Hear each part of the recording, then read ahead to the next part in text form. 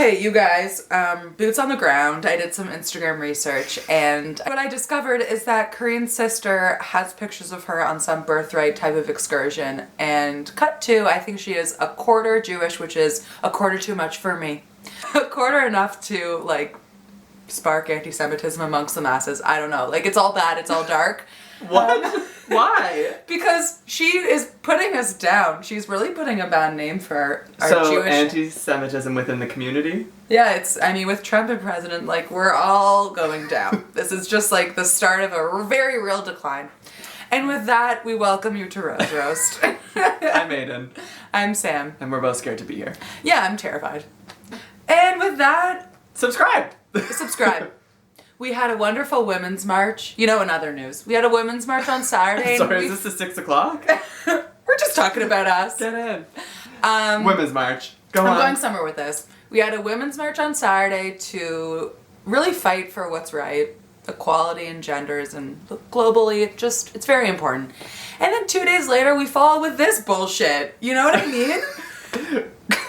Great course correction. I can't wait to see. And that is how you put it together. That's how you pivot away and back. That's correct. I bring in world issues and I swerve right back into reality TV. Start where they left off with Fine. a completely unnecessary to be continued, which was the rose ceremony. Snooze. This whole episode seems to be about Corinne and, like, her being self-aware. He also is. Yeah. Consider Because she herself. manipulates him extremely well, and you can't do that being like, who am I? That's right. Her head isn't in the clouds, it's very firmly on earth, and she knows what she's doing. Okay, so basically they go to his hometown. Harrison's like, I'm gonna take you guys around the world. Japan. Next stop. Japan, Paris, Peru, what is it? Wyoming! It's Milwaukee, ladies and gentlemen. Wisconsin.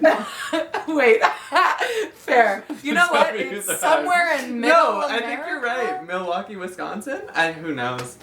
Either way, it's someplace I would literally never go to. It's someplace that Nick seems to never have been. That's right. He's like, this looks familiar. I thought he was a city boy, and they're shoveling piles of fucking deuce. So, Yeah.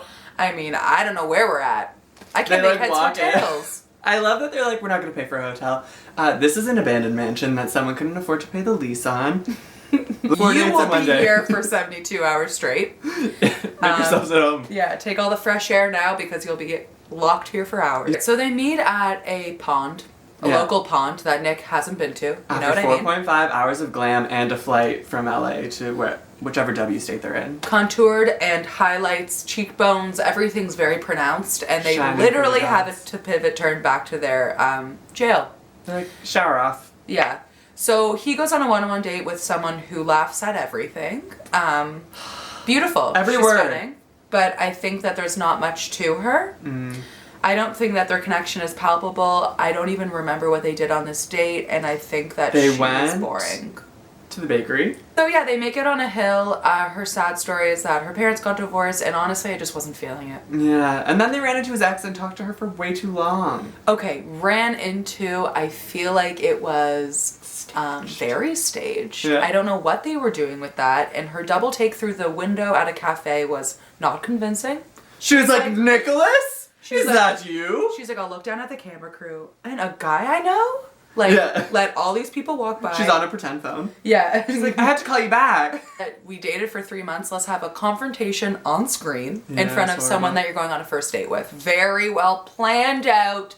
Bachelor producers, I'm not buying it. I know. Either way. Daniela was like, I'm happy I came out on top. I mean, she seems nice. She's remarried.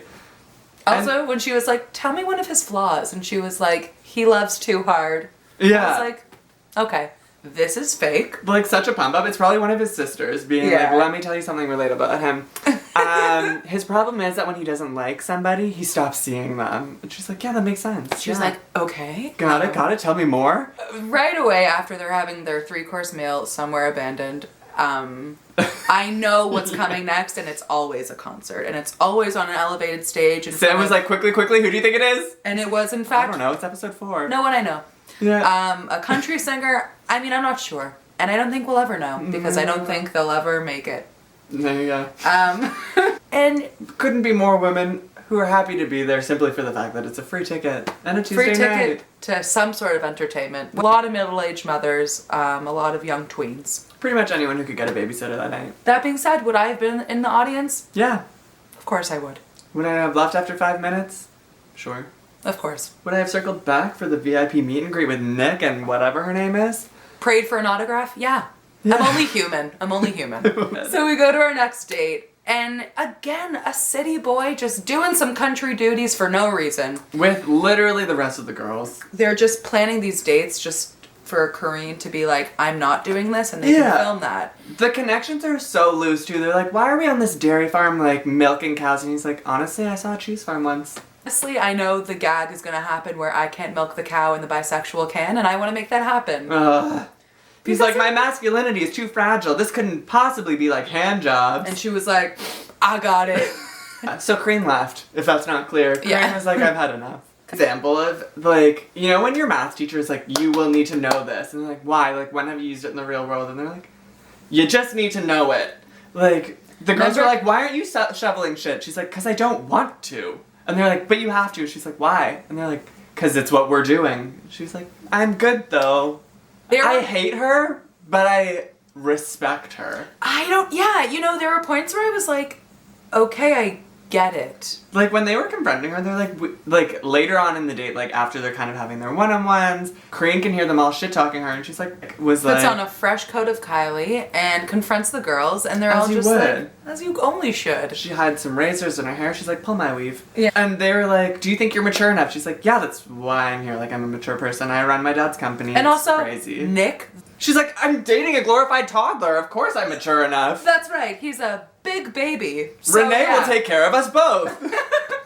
He's a perfect candidate to be under her regime. Exactly. He'd love the cheese pasta. You know what I mean? Like, there's a recipe on our Facebook page if you're curious. Yeah, like Nick is like this refined Mad Men Don Draper. Please, he's like 17 if he's a day. Exactly. I mean, he's gorgeous, but he's 13.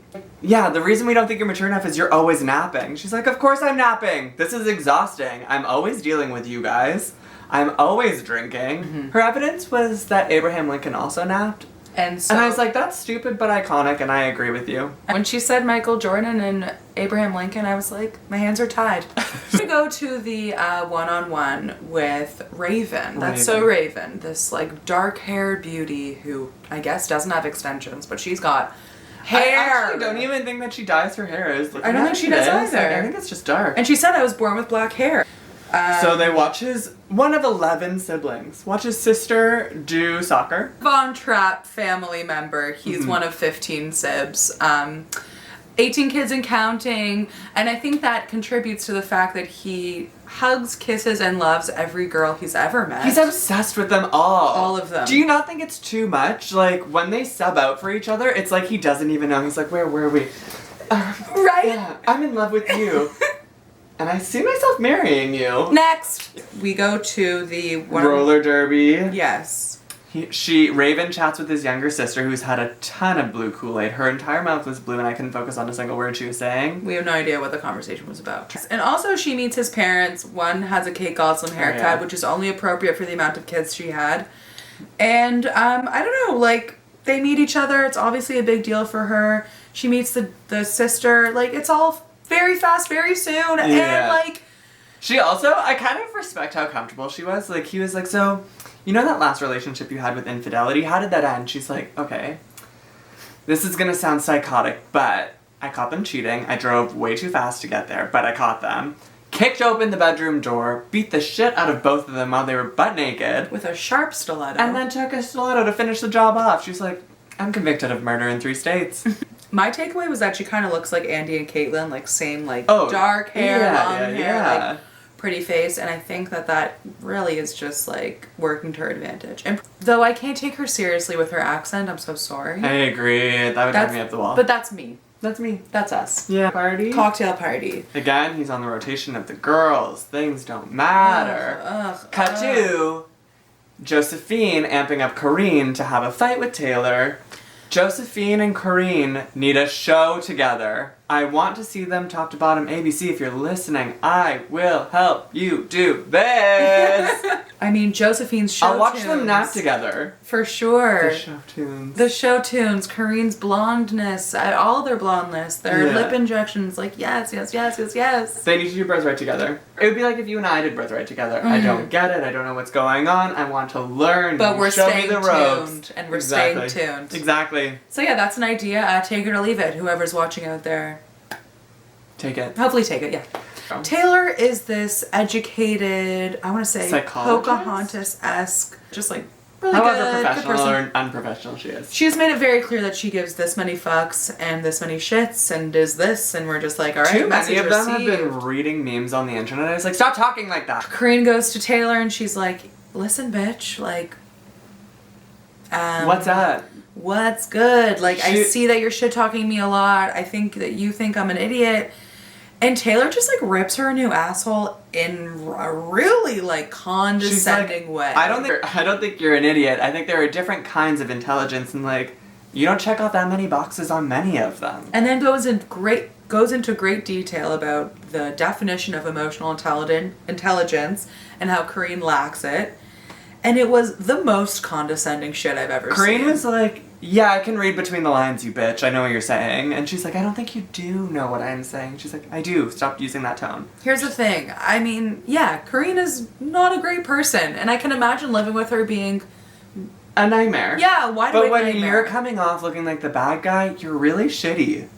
I mean, you should have watched the show enough to know that, like, if you're on the other end of the confrontation with the villain, you're fucked. Yeah. Like, you just want to shark girl it and fucking steer clear and, like, know what's up. Honorable mention, Shark Girl. I mean. She's my favorite. I want to watch her on TV. I need more. I need more content. I can't do, like, the 60-second blurb at the end where she talks about aliens. I need more. And with that...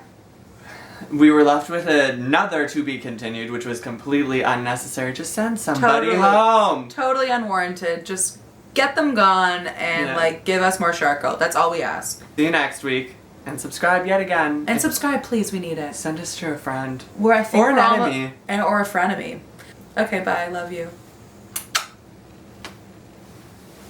Great. We're so good at this.